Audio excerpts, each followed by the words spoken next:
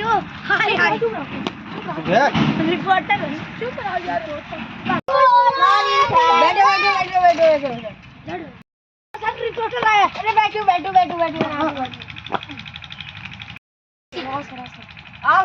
आओ sir good morning बैठो बच्चों को क्या पढ़ाते हो? अरे सर जी आप पूछ लीजिए पढ़ने में तेज है। हाँ इस बच्चे बेटा तू खड़े हो अच्छा बेटा बताओ 15 अगस्त कब मनाया जाता है? 26 जनवरी को। अरे साले 26 जनवरी 15 अगस्त को ही मनाया जाता है। तो जनवरी को। अरे साले जनवरी आप बहुत कुछ बता रहे हैं। अच्छा बच्चा 26 जनवरी कब मनाया जाता है?